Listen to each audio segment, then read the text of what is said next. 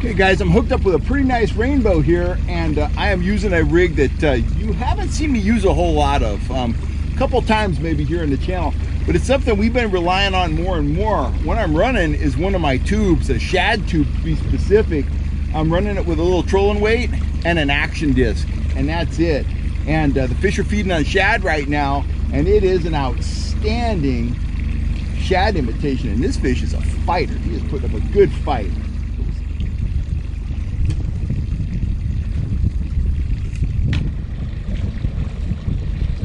Chunky little rainbow.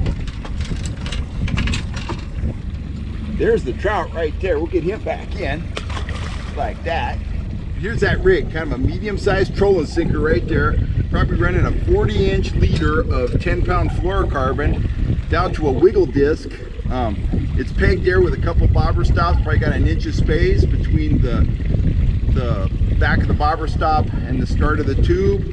Got that rigged with a number 8 treble hook right there, and as you can see, that is a compact, just a beautiful little shad imitation. Lots of action, lots of vibration with the wiggle disc, and it is a killer. So, howdy folks, Kel Kellogg here. Welcome back to the channel. Man, I've been doing a lot of guiding lately, and we have been catching a bunch of big fish, and we've been catching big numbers of fish too.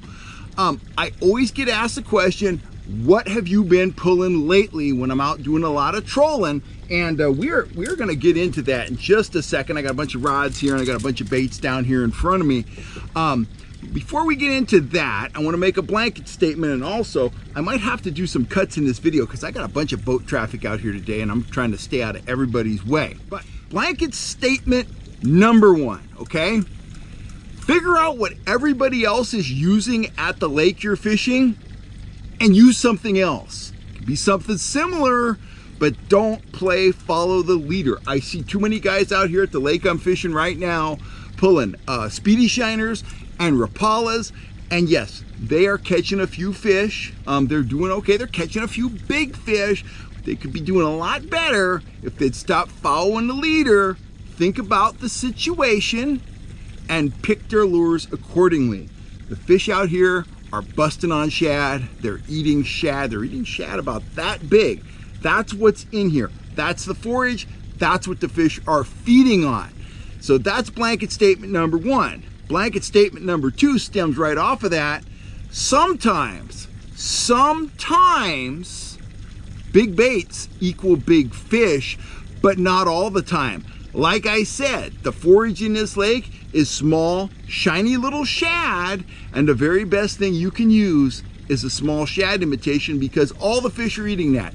The crappie are eating it, the bass are eating it, the catfish are eating it, the small trout are eating it, and guess what? The really big trout, up to 13 pounds like we've caught over the last, 10 days, they're eating it too. So without further ado, let me get into what I'm using. Surface trolling, more or less. I got a tangle here. I am running my yellow lead core rods. I'm running a lot of baits at 10 feet, okay? So I'm running 2 yellow lead core rods most of the time. Sometimes I'm running 3 of them.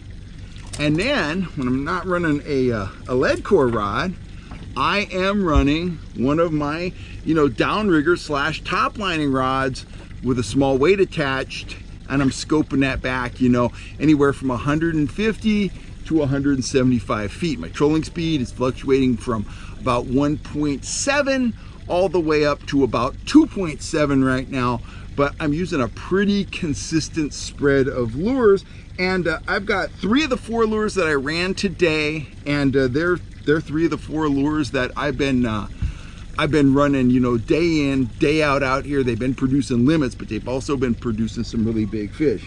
Rod number 1 right here, this produced the first fish of the day, a nice fish for us today. And this is something you've never seen run like this before unless you watch the channel. This is one of my shad tubes right there, and I've got it rigged with a treble hook, a couple beads, couple bobber stops, and an action disc. That looks exactly like a shad in distress. We're using that kind of aquamarine orange belly pattern color. We're using some white ones. We're using white and pink. At times we're even using the chartreuse green, but bottom line, we are running tubes. We're pairing them with the action discs, and we're trolling that anywhere from, like I say, 1.7 to 2.7, and it is doing a great job of imitating the shad. 10-pound test fluorocarbon leader. I really don't want to go lighter than that, because as I said, we are catching some really large fish out here. So let me put that rod aside. Presentation number 2 is a pink right there, Trout Trix worm. I've got that worm on a bronze ring eye hook. I've just kind of got that down in the worms. The rigging is very simple. Couple bobber stops right there and an action disc. You get extreme action off that Trout Trix worm when it's rigged like that. It looks great. Fish come in, big fish, small fish, whatever. They come in, they slam that worm. It's way down in their mouth. Fish on, fish in the net. Presentation number 3. And this is what we're catching probably 80% of our really big fish on. It is a metalhead trolling fly with the action disc riding right along on the nose. We're fishing both the regular standard size metalheads as well as the Magnum metalheads. Number 1 color is some sort of white and pink pattern, although at times we are going for a more shad, imitating color, blue and white, blue and gray, blue and blue. Both colors are working, and a lot of times we'll have 2 of the lead core rods rigged up. They'll each be sporting one of these. No blades, no dodgers, no nothing crazy. Again, 10-pound test fluorocarbon leader, running it off the lead core, wiggle disc right on the fly's nose. You could take this all the way up to 3+ miles an hour and catch fish on it. That's our number 1 offering for big fish. I had a 4 to 5 pounder today. I had an 11 last week. Multiple big fish have hit the metalhead trolling fly. Enough said. Absolutely deadly. Now, 4th offering, and the bite seems to be waning on these a little bit, at least here at this lake. We had been relying on 3-inch grubs just like this pink one here. 8-pounder, guys, on an FHS grub. Woo! Look at that.